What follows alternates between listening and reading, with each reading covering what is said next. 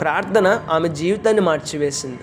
గమనించాలి, మంచి భక్తి జీవితం, మంచి సాక్షి జీవితం కలిగిన ఒక స్త్రీ కలదు. మారు మనసు రక్షణ లేని వ్యక్తితో ఆమెకి వివాహం జరిగింది. భర్త మంచి ఉద్యోగస్తుడే, అయితే రక్షణ లేదు, మారు మనసు లేదు, దేవుని గురించిన భయం లేదు, దేవుని గురించిన అవగాహన లేదండి. వివాహమైన కొన్ని నెలల తర్వాత ఆమె జీవితంలో కష్టాలు మొదలైనాయి, బాధలు మొదలైనాయి, వేధింపులు మొదలైనాయి. ఆ కష్టాలు, ఆ బాధలు చూస్తే శత్రువు కూడా కన్నీరు వస్తుందండి. ఎన్ని కష్టాలు, ఎన్ని బాధలు, ఎన్ని ఇబ్బందులు ఆమె పొందుకున్నా సరే దేవుణ్ణి విడిచిపెట్టలేదు, ప్రార్థనా జీవితాన్ని మానలేదు, దేవునికి దూరం అవ్వలేదు. ఎంత గొప్ప భక్తి జీవితం, ఎంత గొప్ప సాక్షి జీవితం!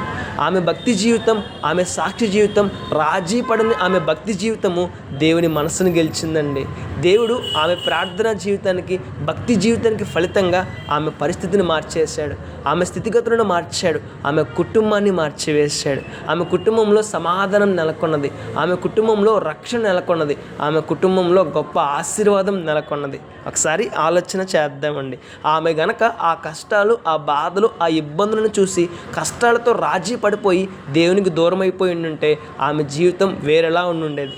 కానీ కష్టాలతో రాజీ పడలేదు, దేవుడు చెప్పినట్లుగా జీవించింది, సహనము ఓర్పుతో జీవించింది, గొప్ప ఆశీర్వాదాన్ని పొందుకుంది. మన జీవితంలో కూడా కష్టాలు వస్తున్నాయని, బాధలు వస్తున్నాయని, ఇబ్బందులు వస్తున్నాయని దేవునికి దూరం అవ్వద్దు. దేవునికి సమీపంగా జీవిద్దాం, ప్రార్థన చేద్దాం, దేవుని సహాయాన్ని వేడుకుందాం, రేపటిన శ్రేష్టమైన ఆశీర్వాదాన్ని పొందుకుందాం. May God bless you all.